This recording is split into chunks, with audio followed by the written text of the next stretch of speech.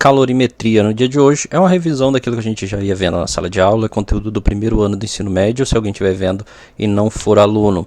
Então a gente já tinha falado que temperatura é a agitação molecular dos corpos. Então quando um corpo recebe calor de uma fonte externa, as moléculas dele se agitam e ele se aquece. Porém, entender calor é muito mais do que entender só agitação molecular. Quero que vocês agora entendam o que é calor. O que é essa energia térmica em movimento, em trânsito?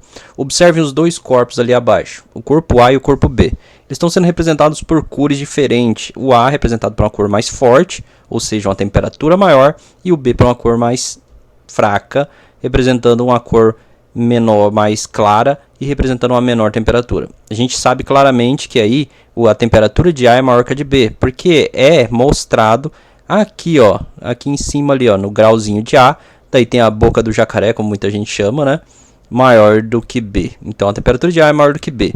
Ao passar um tempo, a temperatura dos dois vai chegar no momento de equilíbrio, chamado de temperatura linha de A igual temperatura linha de B. Esse equilíbrio térmico se dá porque o calor de A é cedido para o calor de B. Muita gente usa o termo trocado.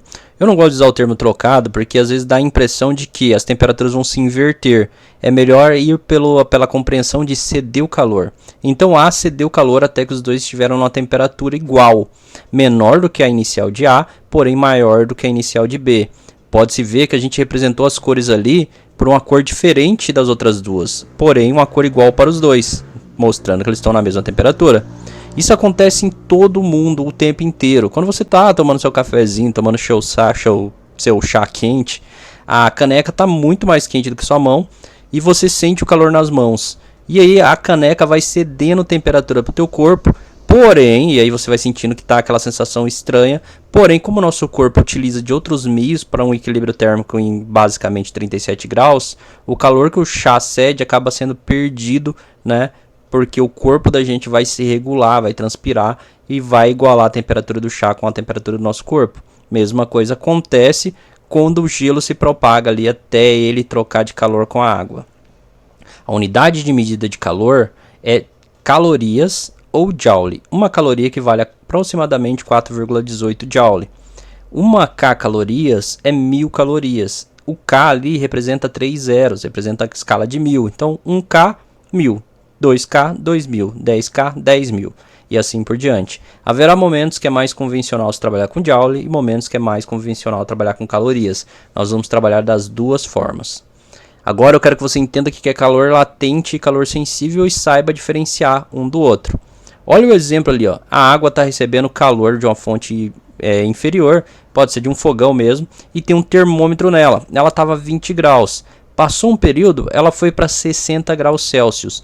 Isso se chama calor sensível, quando há uma mudança de temperatura. Agora olha que bacana, ali no exemplo 2 tem gelo e ele está derretendo, porém o termômetro continua cravado em 0 graus Celsius. Por quê? Porque enquanto ele não trocar totalmente a fase da matéria, ele não muda de temperatura. Isso é calor latente. Um resuminho que dá até para ser copiado. Portanto, quando o corpo recebe calor e esse produzir variação de temperatura ou mudança de estado. Quando produz variação, calor sensível. Quando é mudança de estado, calor latente. De modo análogo, quando um corpo cede calor, se houver diminuição da temperatura, diz que o corpo perdeu o calor sensível. E se mudar o estado, o calor terá perdido o calor latente. Como se calcula calor sensível? Não é complexo. O calor sensível, que a gente já conhece a letra Q, ou recebido ou cedido, por um corpo, é proporcional à sua massa e a variação de temperatura sofrida pelo corpo. Com isso, a equação fica calor é igual massa vezes variação de temperatura. Tá, e da onde veio esse Czinho? Esse Czinho é a característica do material, porque cada material tem sua própria forma de esquentar. É muito mais fácil esquentar um determinado material do que outro. A gente viu o exemplo do gelo.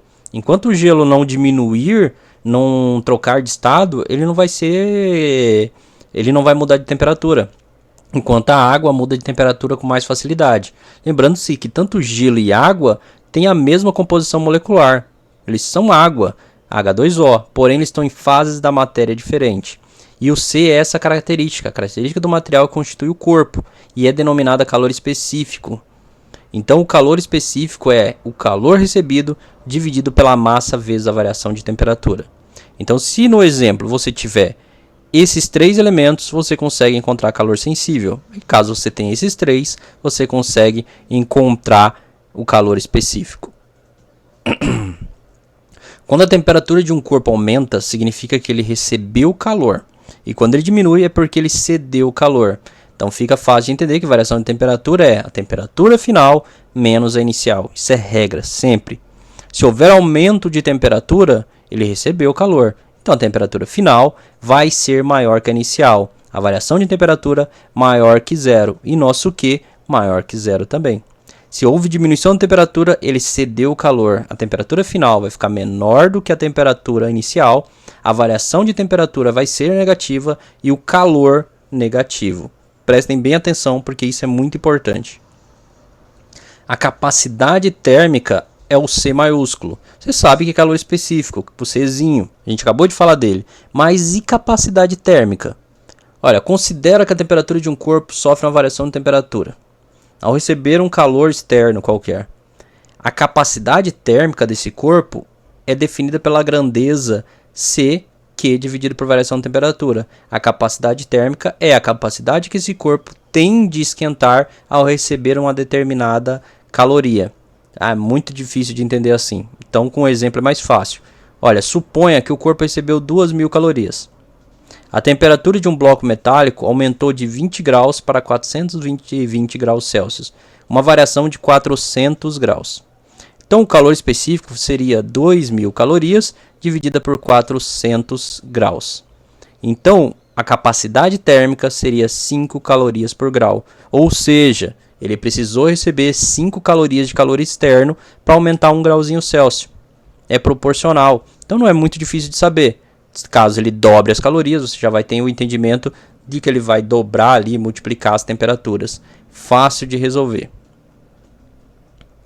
Agora a equivalência de um corpo em água. Olha, por exemplo, a equivalência em água é igual à massa da água vezes o calor ou a caloria recebida pelo corpo, para você poder equivaler em água. Chama-se de equivalente em água a massa de água cuja capacidade térmica seja igual à capacidade do corpo. Isso é muito usado em perícias. Mais adiante a gente fala sobre isso. Por exemplo, se o corpo anterior recebeu 5 calorias, o bloco de metal, a capacidade térmica dele é essa. Sendo que o calor específico da água, o Czinho, é 1 caloria por grama, concluímos que a equivalência em água do corpo é 5 gramas. Então, a massa de água multiplicada por 5. Essa é a equivalência, por causa das 5 calorias. Agora o que acontece? Eu fiz essa síntese para vocês, esse resumão. Eu vou deixar uma lista de exercícios que vai tratar diretamente de calor específico, calor sensível e calor latente.